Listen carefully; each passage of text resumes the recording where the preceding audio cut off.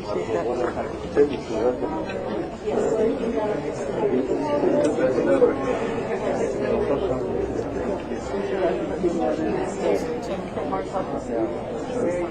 wife.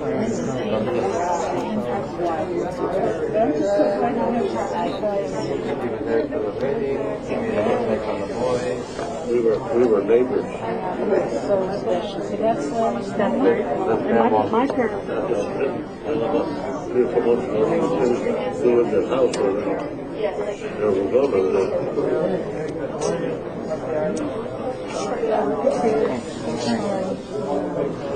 Forgot my hat. Oh, good. Got my hat. Well, I'll come on and just open the door. You know, you can.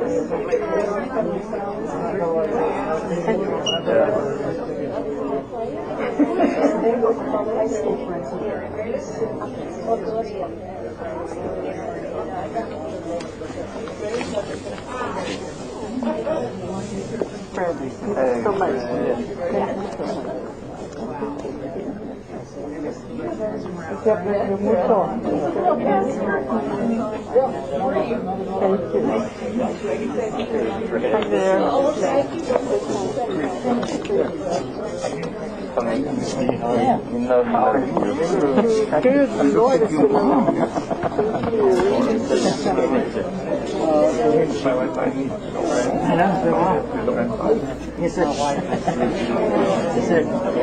Thank you very much for this.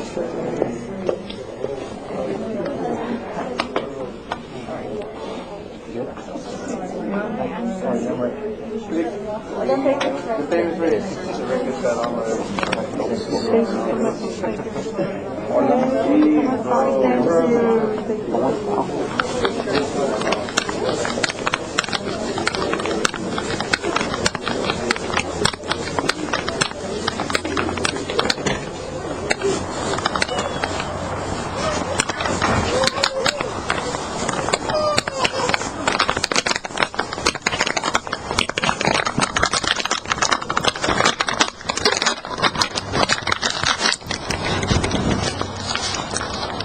Chipmunk Palacios, don't hide, be visible. Did you hear that fucking shit? The audio is not coming through very clear on this particular recording, but I was also recording on my phone, so I've got it. But that's why I walked outside. He's like, "Hey, I almost didn't recognize you." And he's like, "Hey, don't hide, be visible, okay?" And he was like grabbing me back on his shoulder, real fucking tight, like, you know, trying to intimidate me. John knows that I'm monitoring these guys, so. But still, I mean, you didn't hear any weeping there. You hear my fucking mother and my brother like just laughing and chatting, like, and the way, you know, my mother's like saying thank you. It's almost like she was being congratulated, like it was a coming of right, like a coming of passage kind of a thing. Then let's go to this next video here, the next audio file. I want you to hear the speech of the white kid.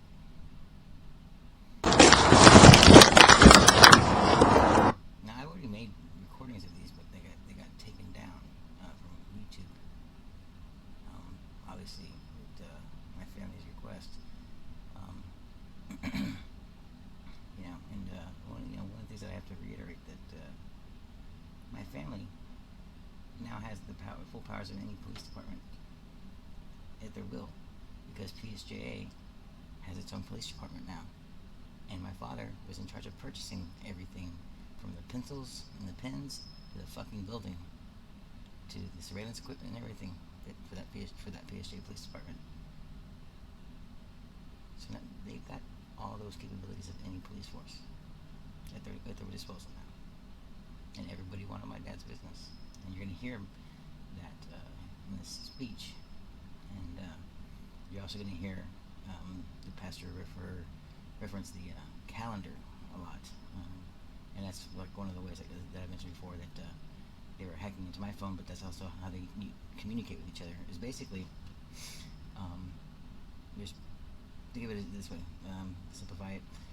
If everybody has the knowledge of a certain email account or email address for, like, just say Google Mail, if everybody has access to that one account, the password and the username, emails get intercepted during surveillance and through domestic surveillance programs as well once they're sent.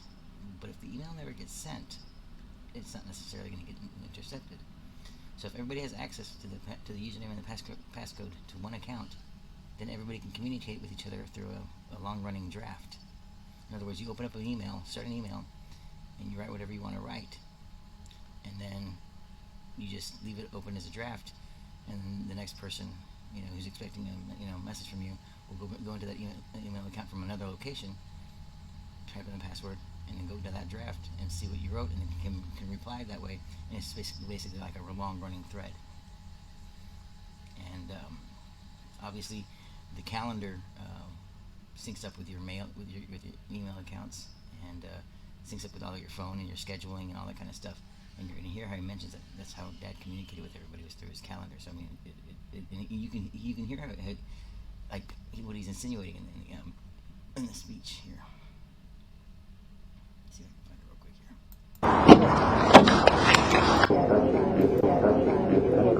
And also listen to the eulogy, or the I guess the eulogy, or the where they mention that my father was a godfather, and the emphasis on the godfather, and mention, and also listen to the love theme.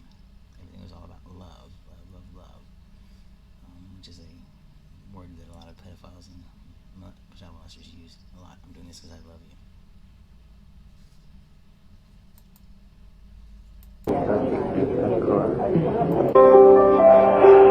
Share a few of those stories so that we can Let's cite Bruce Chris, that's where you get it.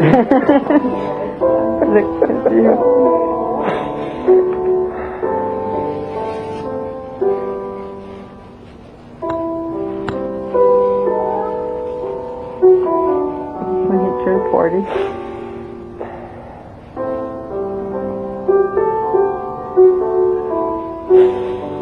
Great, Daniel.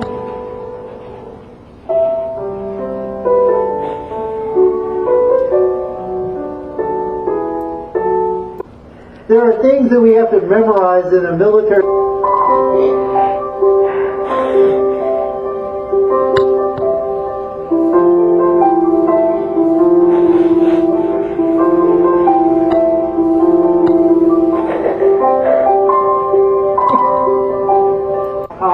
He knew of somebody that was in need of medical care, and he was making phone calls.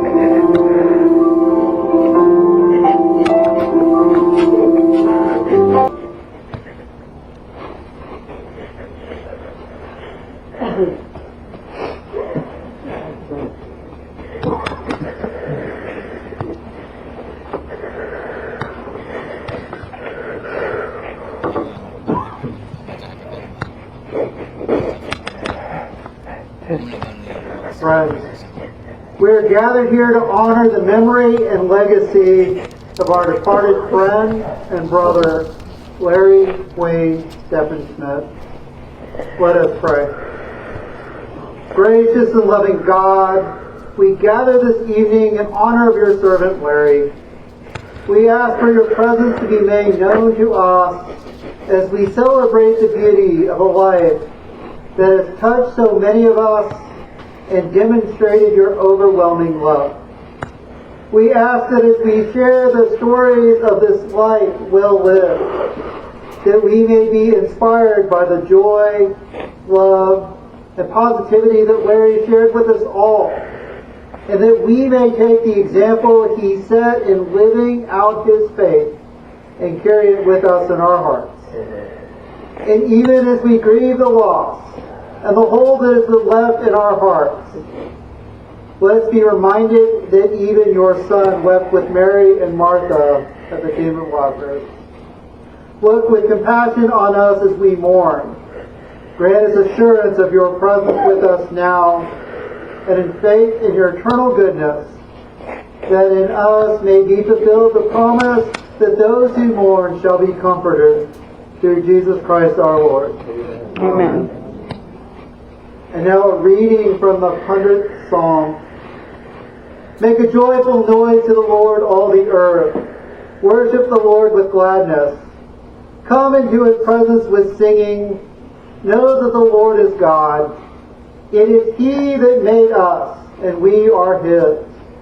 We are His people and the sheep of His pasture. Enter His gates with thanksgiving, and His courts with praise. Give thanks to Him. Bless His name. For the Lord is good. His steadfast love endures forever, and His faithfulness to all generations.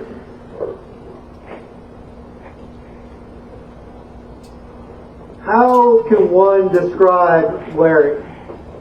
I've only known him for about 2.5 years, and even in the time that I knew him, he was already dealing with so much. He was already confined in a wheelchair. But I remember the very first time I greeted him at church, he had this gleam in his eye that immediately told me, without noticing his class ring or anything else, that he was a die-hard Aggie. No matter how feeble or frail you may be, if you've gone through the Corps Cadets like Larry did, it changes you forever.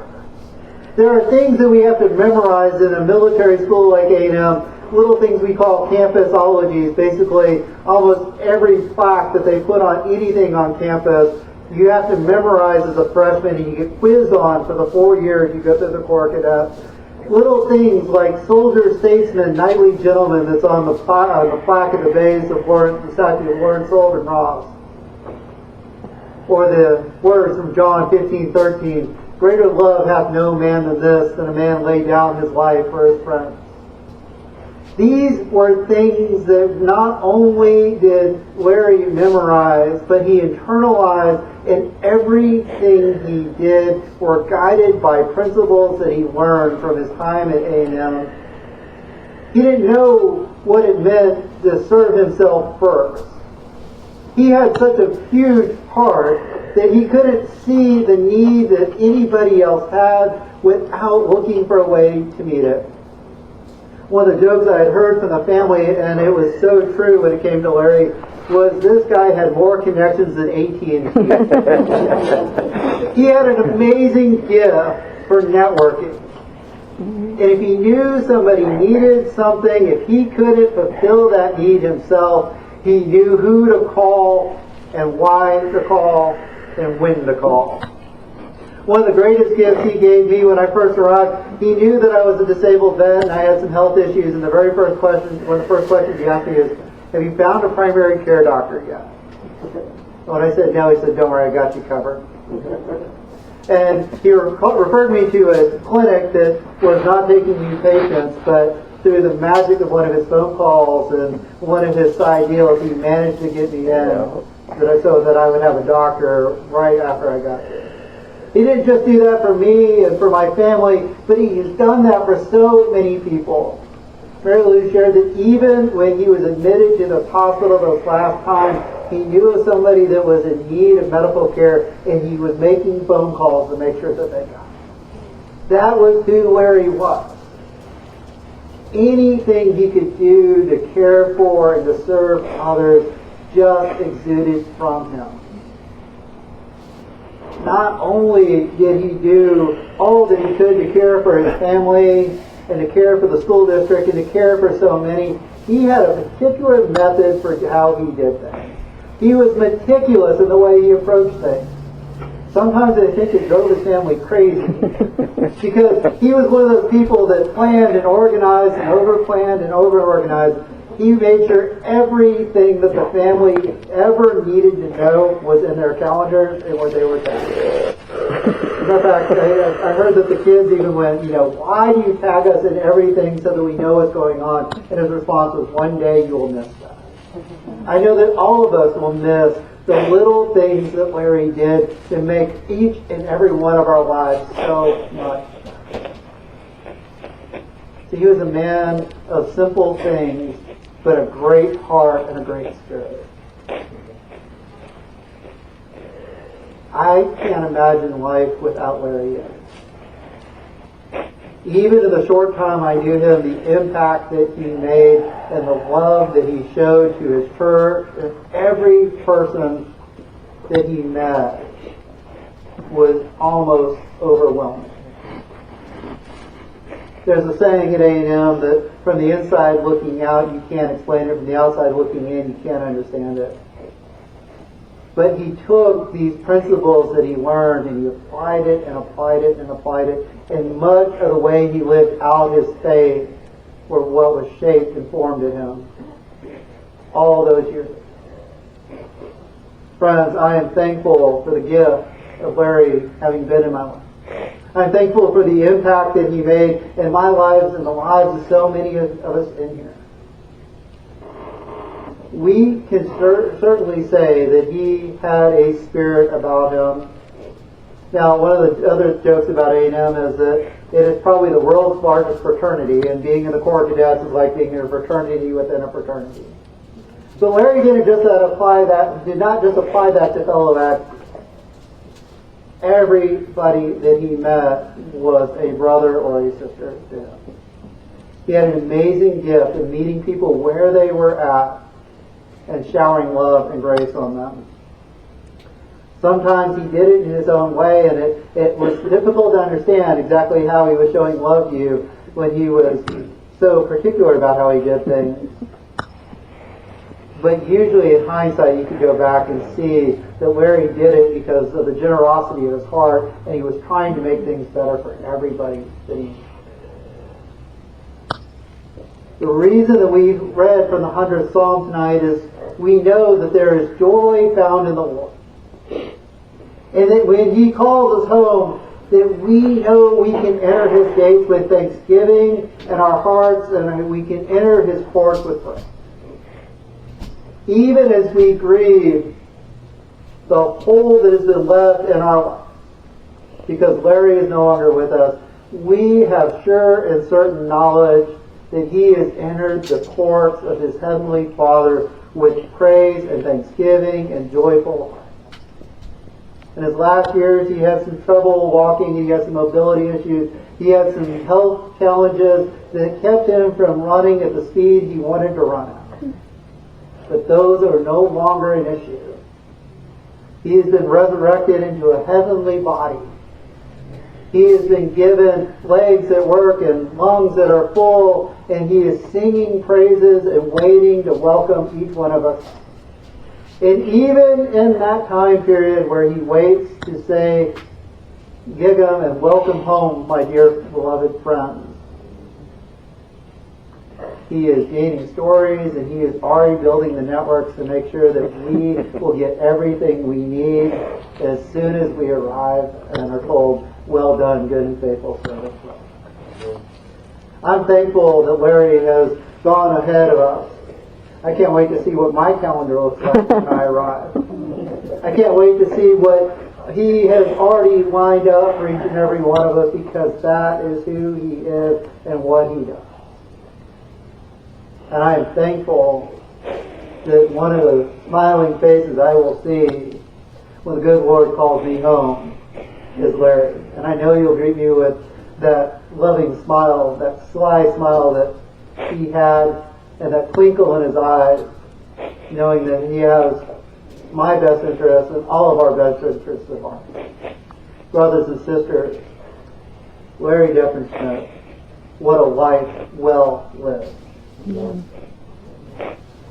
One of the things I like to do at this evening prayer service is, if anyone has a short story of how Larry has impacted your life and made you better and shown you what love and grace truly looks like, I'd like you to come forward real quick and share a few of those stories so that we can be reminded just what a gift Larry was and still is, and that we may celebrate together a life that has touched so many of us.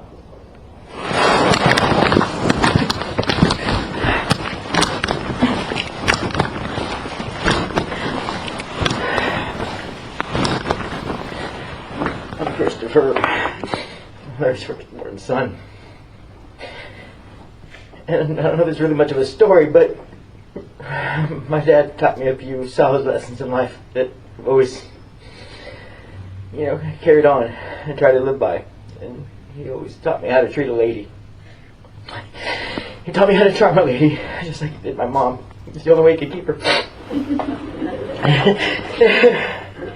And he taught me about integrity. He said, if you can't look at yourself in the mirror, son, you got a problem. He said, all you got in the end is your integrity. And he taught me how to fight. Many times we were fighting with each other, but he taught me how to dig your heels in, give them hell and never give up. You can make it. And I'm going to keep the honoriness that he had in him. Last night, as I was sleeping, I remember before I went to bed, I just asked that, if I could just get a sign that he made it okay. And I closed my eyes, and I tell myself like in this field, this beautiful green field, and the sky's as blue as his eyes. And I could see him making out something, and it looked like it was like sign language or something. And I was like, he's like this. I was like, what are you telling me to run home or something? I was like, what are you telling me, man? And he's like, and I was like, oh, thanks, Dad. So thanks for ruining my sex life. So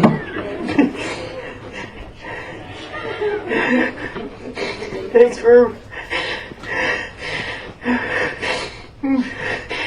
for being my father, and I always didn't show it well, but I love you, and I'm honored to be your son.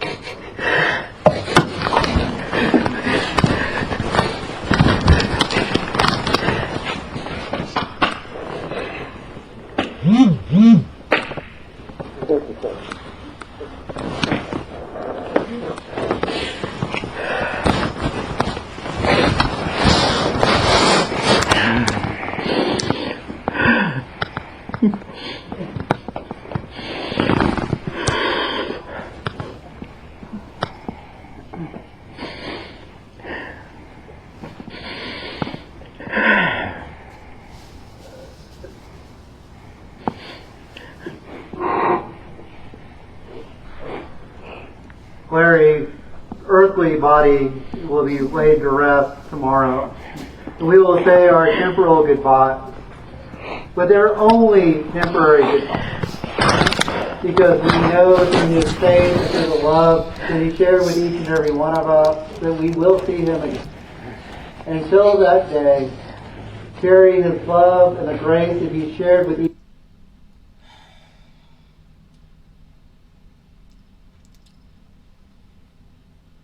Given some of the revelations that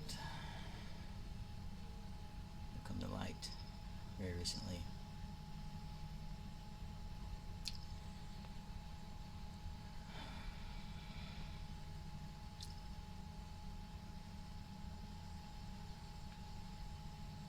I can't say with certainty now that I was necessarily right about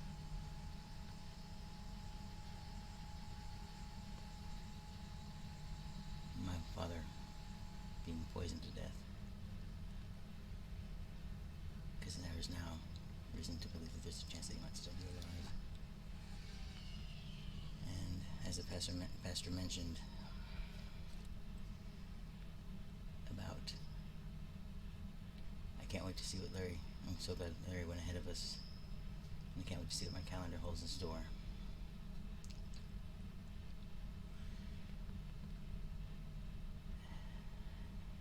I believe that there's a good chance that he meant that literally, because there's a good chance that there will be a terrorist attack this weekend. False flag operation that members of this congregation and my family are involved in. And I'm about to show you why.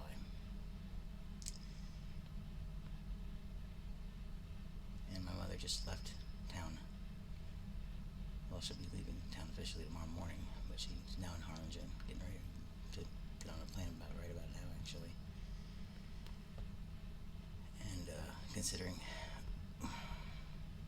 how things are looking, there's a reason why she's leaving town, which is because of a dirty bomb attack. And you're about to see some video from this a couple hours ago that really confirmed what I'm talking about.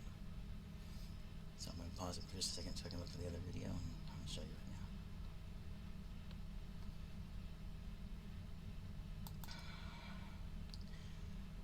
now. Okay, so this is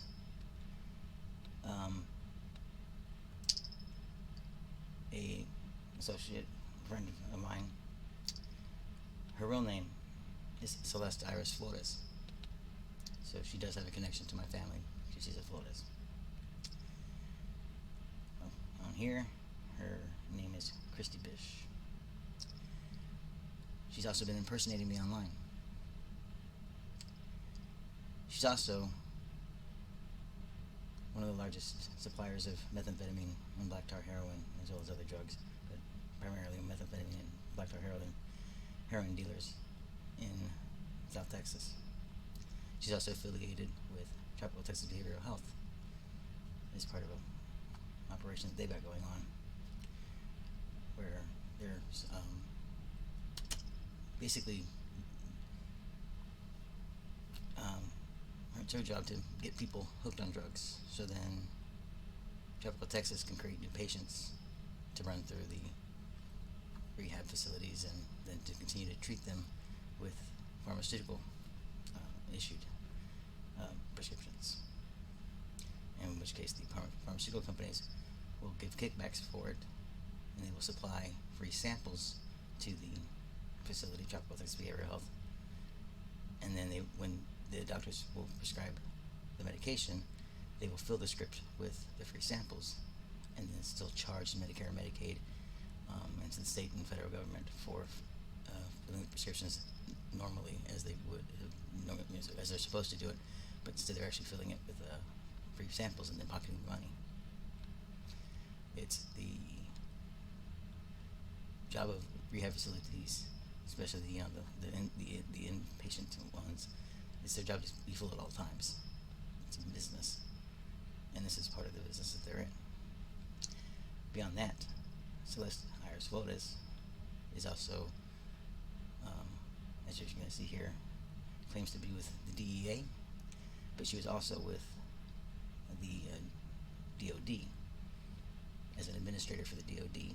She has a degree in criminal justice and was on the bomb squad in Afghanistan. She's a vet. Now, in some of the more recent videos, you've heard me mention about a dirty bomb attack, and it could have possibly, might more than likely happen this weekend. Now, unfortunately, here I've got didn't realize that the video that I had, that I was taking of myself was right here placed in the middle, but you should be able to see, because after our conversation, which kind of gets a little weird, but I could go back and go through the chat and see and show you exactly why it really seems to be some kind of confirmation that really something really is happening. So just take what you hear with it, with a grain of salt. But one of the things that I tried to do yesterday afternoon, was I tried to go into the DEA office, knowing full well that it wasn't probably going to be successful, knowing full well that they were actually trying to pin something on me. But I said, hey, I got some information, and I got that recording. I'm going to post it as well. But I will be going to the DEA office in a couple hours, actually, and telling them what I know, because if anybody was going to be putting together a dirty bomb, it would be Celeste Iris Flores, because she has the know-how, she has the capability, and she has the fact that she's still a member of the DEA and the DOD, and can have any, can get whatever she needs to facilitate this possible dirty bomb attack at her disposal. So here we go.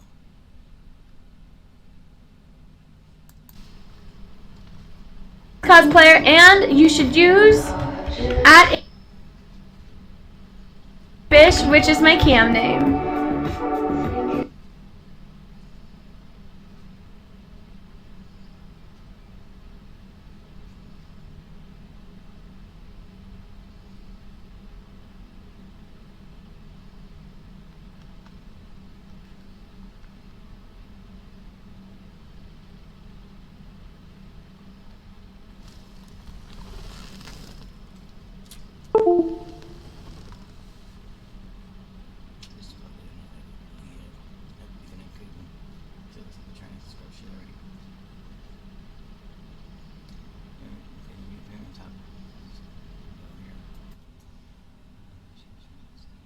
You're way over the 13 quota.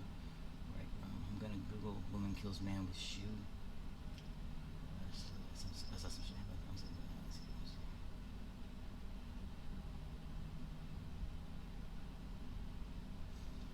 And right here she's mentioning meth.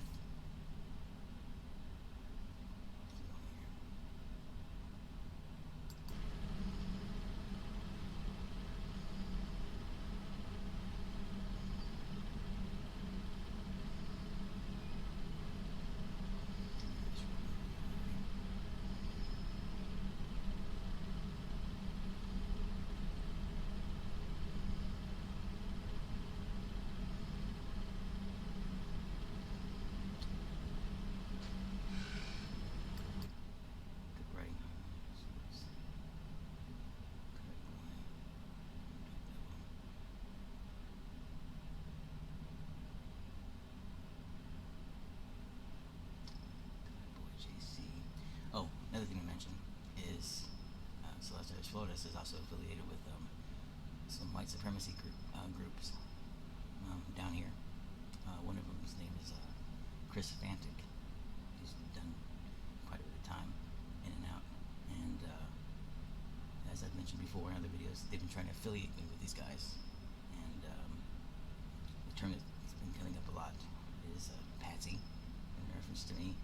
And even doing some search results and doing image results on my face, a lot of times Lee Harvey Oswald actually comes up.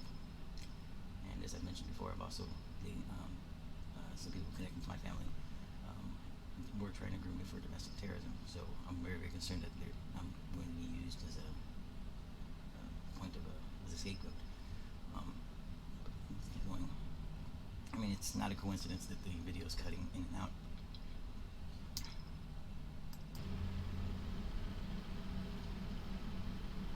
So let's see out here.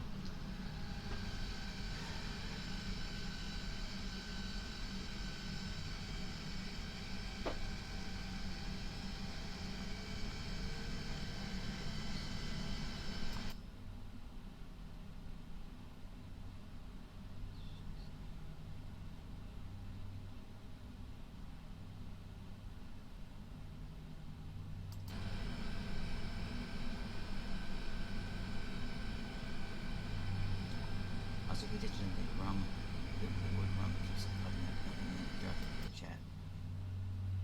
It's actually a reference to uranium.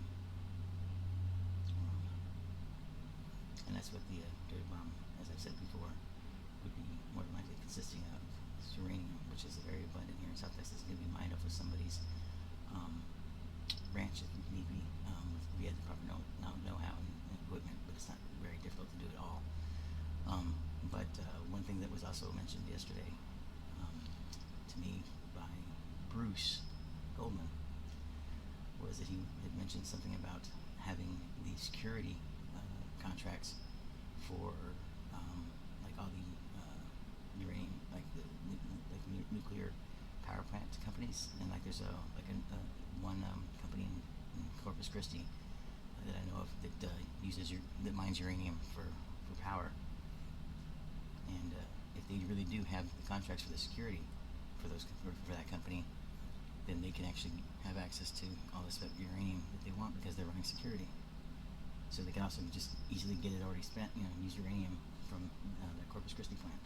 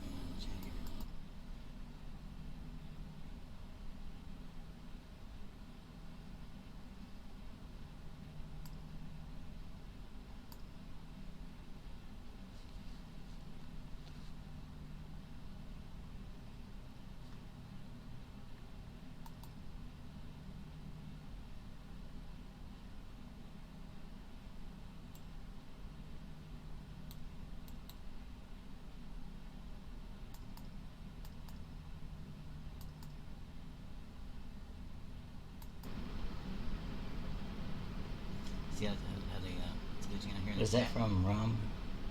Uranium rum.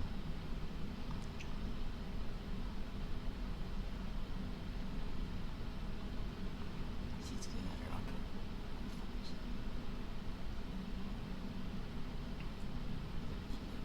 the chat's also getting screwed.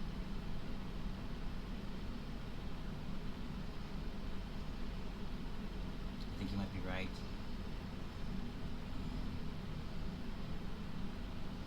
We need a name for it.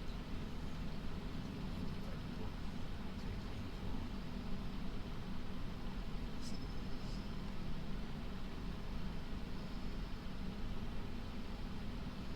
See how it's happening here?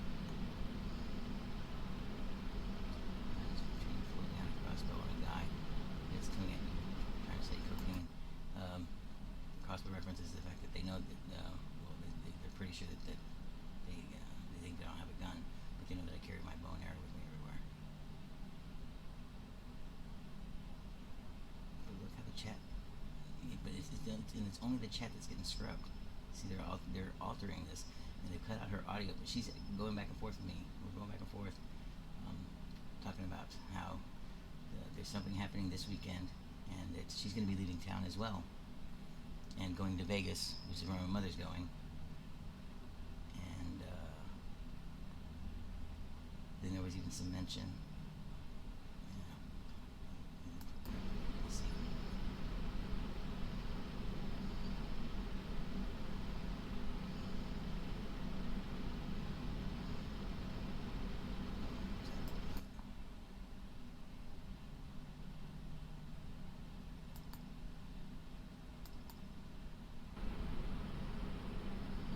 I thought some shit happened with one of those.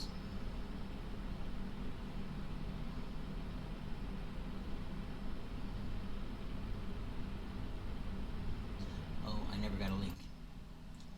Okay, so as I was mentioned that when I called the FBI, when I called the DEA today, I said no. I'm supposed to be meeting up with one of these people, possibly this evening, and I did because I was I've been instructed to do it, and my contact, which is related to she knows Celeste, tried sending me a link, and for Google Maps address, and I knew there was something up with it, so I called her back and said, hey, the link won't open, it doesn't work. So the link's the only way I can tell you where I'm at. So sure enough, I copied and pasted the link, and there was some bogus shit happening, and it basically tried installing a new app on my phone, but I caught it immediately, so then I immediately deleted it. But that was going to basically link them up to to be able to track my location, because there was going to be an attempt on my life tonight. That's what they're saying. I never got that link because they hadn't going out in the middle of nowhere again, and there's that intent.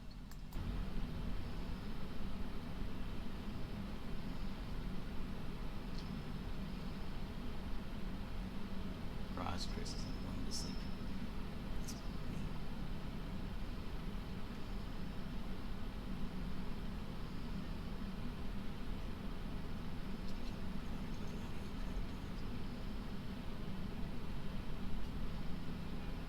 Basically, her officially bringing me into the pride. See, what I'm scared about is, like I said, she's impersonating me, and that basically that's her as me trying to say thanks for bringing me into the pride, and trying to recruit me into their fucking white supremacy group. Congrats, bro. You see,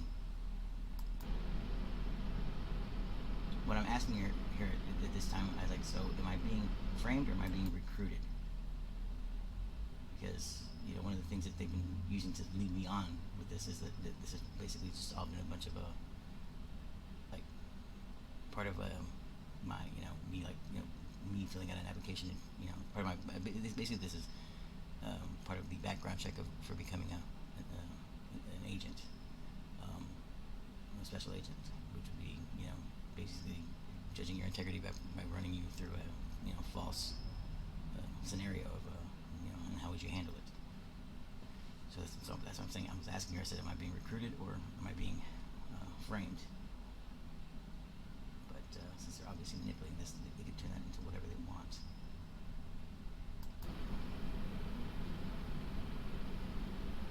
So did I just get recruited or am I getting framed?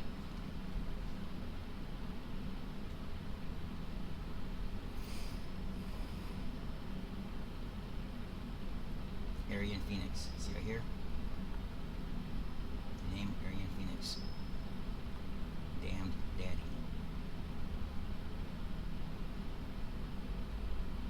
Look at Christmas is down my reference.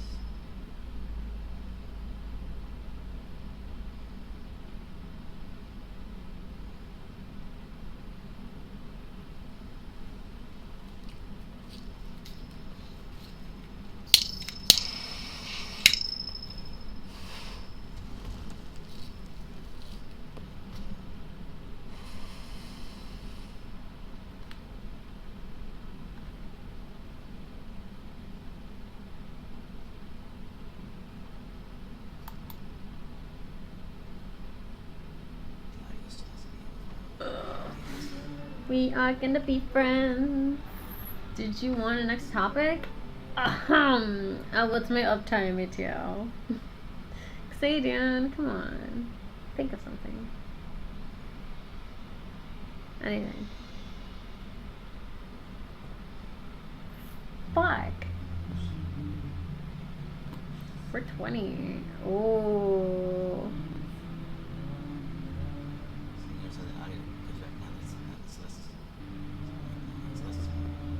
420 for topic. It's not 420. Drop the Y. Stuck. I told you, PMish. Okay.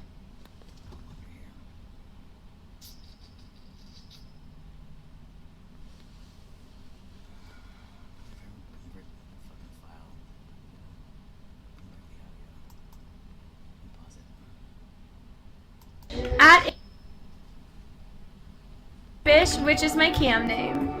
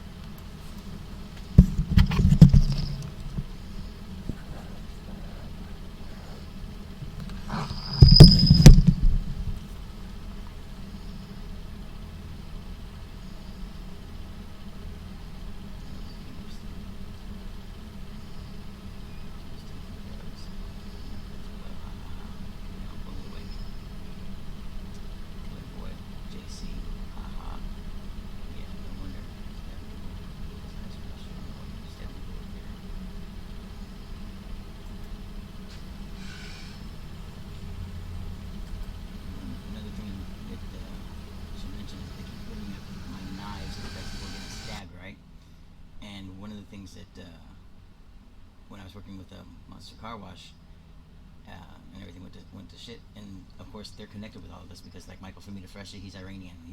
I had long suspected that he was with Iranian intelligence or ISIS, and sure enough, it turns out that that's exactly who he was. And then of course Rick Macias also tied to intelligence and or ISIS as well. They're helping to facilitate the this attack. But again, in the chat here, they're mentioning somebody getting stabbed. Well, they stole all of my equipment at Monster Car Wash, including all of my knives. That was a fucking gunshot.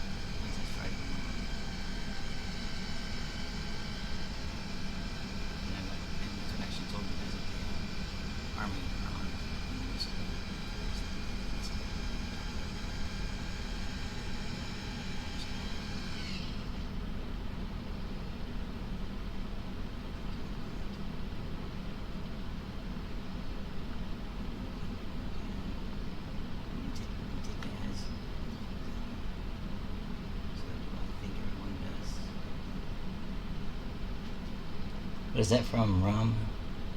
Uranium rum.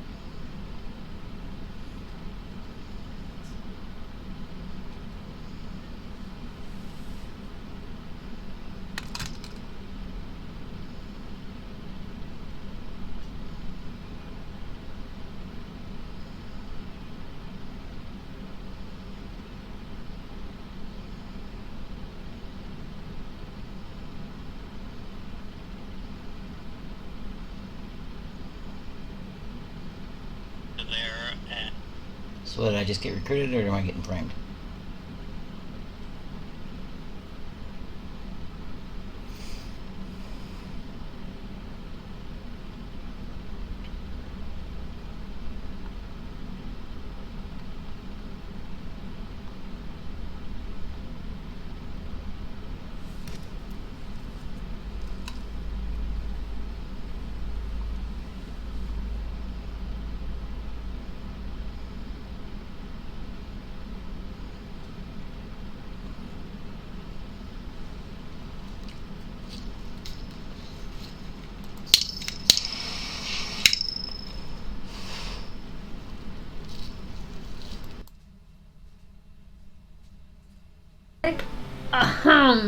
What's my uptime ETL?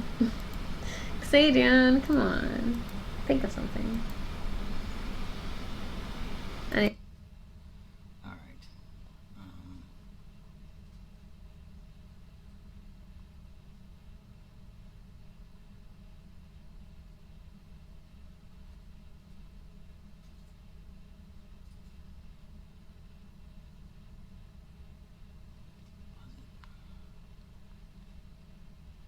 How they are laundering money on sites like Chatterbait and MyFreeCamp.com and other. Okay, so this was a video where I was documenting, originally sent out to document how they were money laundering in the chat rooms, and then some stuff came up, and actually, this is where I first caught on to the possibility of the Dirty Bomb attack. So in this part of the video, you know, you can go to my Facebook and watch it. I'm explaining the process of gematria and how it's being used in the chat rooms, and basically it's being used to launder money, to gamble, and traffic children. But let's get to the part where it talks about the Dirty Bomb attack first. Okay.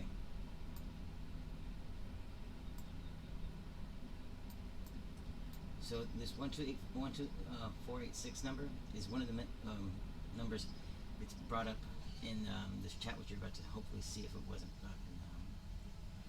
modified.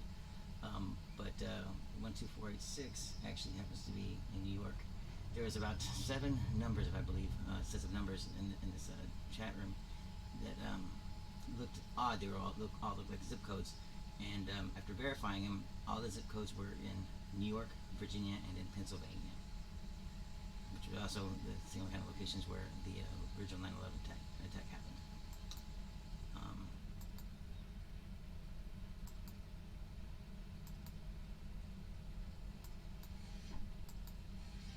Yeah, this is the one. the screen.